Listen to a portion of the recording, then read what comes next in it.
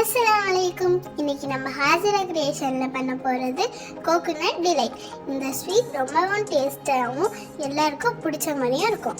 இந்த ஸ்வீட்டுக்கு முக்கியமே தேங்காய் தான். அந்த தேங்காய் பால் எடுக்கிறதுக்காண்டி ஒரு முழு தேங்காவை குட்டி குட்டியாக சாப் பண்ணி அதை மிக்ஸி ஜாரில் போட்டு ஒரு 250 ml தண்ணி ஊற்றி நல்லா பேஸ்ட்டாக அரைச்சி வச்சுக்கோங்க.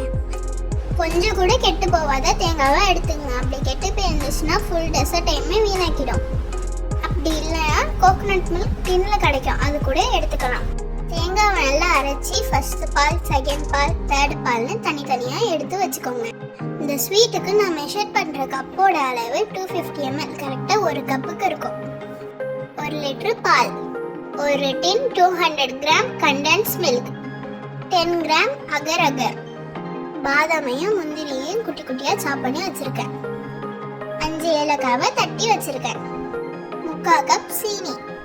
சீனி வேணாம்னு நினச்சா எக்ஸ்ட்ரா இன்னொரு 200 கிராம் கண்டென்ஸ் மில்க் ஆட் பண்ணிங்க.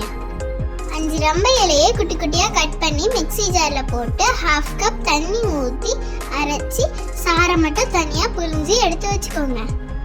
ரம்பை இலை ஆப்ஷனல் தான், இது போட்டால் ஃப்ளேவர் நல்லாயிருக்கும், போடலனாலும் நல்லாயிருக்கும். இது நீங்கள் கிடைச்சா சேர்த்துக்கலாம், இல்லைன்னா ஸ்கிப் பண்ணிக்கலாம். 3ஆவதாக எடுத்த தேங்காய் பாலை ஒரு பேனில் சேர்த்துக்கோங்க.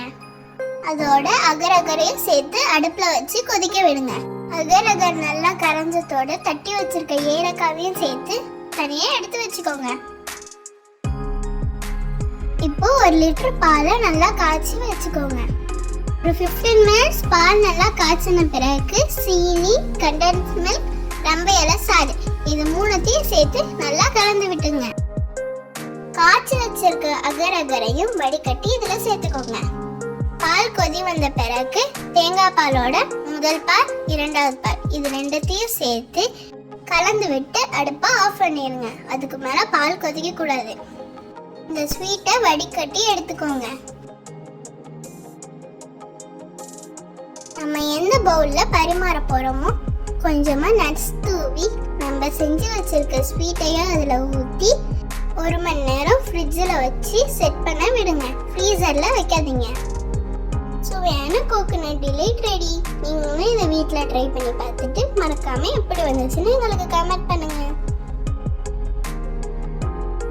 உங்களுக்கு இந்த வீடியோ பிடிச்சிருந்துச்சுன்னா மறக்காம நம்ம சேனலை லைக் பண்ணுங்க, ஷேர் பண்ணுங்க, சப்ஸ்கிரைப் பண்ணுங்க.